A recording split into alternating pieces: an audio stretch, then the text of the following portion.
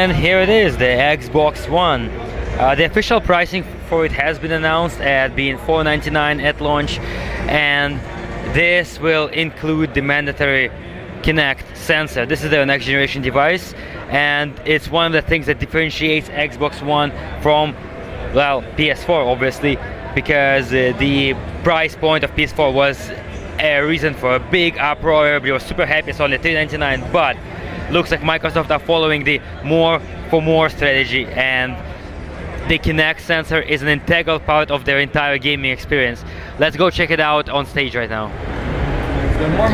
Right, so as you can see, the Kinect Sensor is used for multiple applications such as skeletal animation, impact detection, as well as orientation, and it is going to be used not only for gameplay integration but also for multimedia functionalities. And because of the sensor, multiple functions are embedded into the console, such as it being able to detect, for example, a heartbeat, and then adjust your training routine in whatever sports game that you're playing, as well as the machine knows how to detect when you're not talking at it and you're having a conversation with someone else in the room, and it mutes your voice by default, all thanks to the sensor.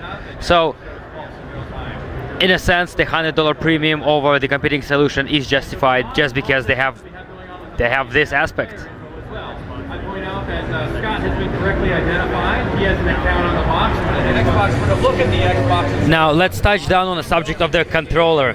You see what they did is, not only does it have dual motors in this part of the device itself, but they also have added trigger motors. So whenever you actually activate it, you can feel very tactile feedback within the actual triggers. So this is something that will increase the immersion in games, like for example, like if you're actually like here, it's better demonstrated by example here. Real-time tracking that's going on. So how about if you switch positions? Scott, once you walk in front of the gentleman. Right now there's a very tactile feedback going on in the controller, perfectly mimicking the way that the engine would actually feel. So not only does it vibrate in your palm, but it also vibrates underneath your fingers.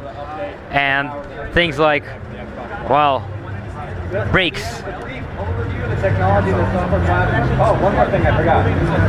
Scott has the controller. According to the guys who are actually helping test drive the Forza game, the fact that it actually has very tactile feedback really actually improved their quality of driving and their performance. So the competing solution does not have that, if I remember correctly. Yes, Microsoft actually brought in a supercar to showcase alongside their Forza 5 demo. Now, what actually makes the Forza different from the previous generation games is the fact that, well, not only does it look better and has a very realistic damage model, but what also happens is this game actually records your driving behavior, or whoever was driving on it for that matter. So after you're done with it, after a few sessions of multiple players playing the game, it actually essentially learns the personality and driving style of the actual gamers, and the AI gets pretty much removed from the game, and all of the quote-unquote AIs you're competing against is actually the recorded driving style of the people who actually have played, which is pretty amazing. This has not been done before, and well, that's pretty fresh. That's new. And here we have the Halo Spartan Assault. What makes this game different is that you can actually play it on your handheld device, and then whatever achievements and unlocks you have gotten while having a mobile game experience translate into your on console or on PC experience as well, which is pretty interesting for a console play, and it's available for Windows Phone as well as, well, anything that's Windows. So that's pretty neat. Another exciting announcement here at the Xbox booth is the Spark project. Well, Project Spark. Basically what it is, it's a platform for you to create your own video games. It gives you a very easy to use template that you can apply the way you see fit, to create your own game worlds, and it works both on Xbox One as well as PC. Again, something like this has not been done before. It's pretty amazing. Alright, next up we actually have the World of Tanks Xbox 360 edition. This game has just hit 60 million subscribers like a couple of weeks ago, and you know, normally when a PC game being posted to a console, usually it's the other way around, but in this case you can see that, well, the interface is very familiar and it actually looks pretty much the same it does on PC, and this is being played on the previous generation console, so I can foresee a pretty bright future for this particular title. One of the exclusive titles that Microsoft are going to have launching together with Xbox One is Rise, Son of Rome. This is a CryEngine 3 based, well, first-person melee, actually it's a third-person melee game. Now what separates it from, well, another hack and slasher is the fact that you can actually command your legion, and it will be very tightly integrated with the Kinect sensor. So what's going to happen is when you do a certain motion, such as, you know, covering your face, that will signal your legion to, for example, form up around you and create a defensive formation, which is pretty exciting, and the graphics look awesome. Look at it. Just look at it. And this is actually a real-time render. This is not a pre-recorded animation. It's amazing.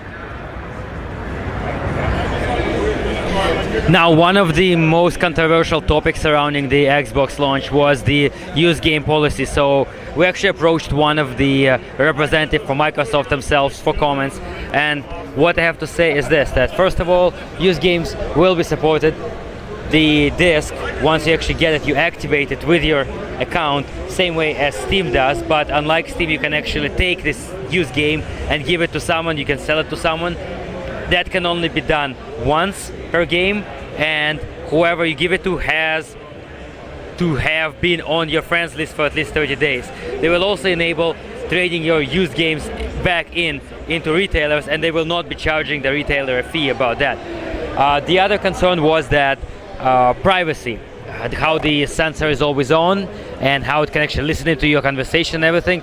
Whenever you're setting up the Xbox One, it will guide you through the entire Kinect behavior setup, and the only thing that it will upload is whatever you give explicit permission for it to upload, and the only thing that it actually listens to without your direction to is, oh, Xbox on.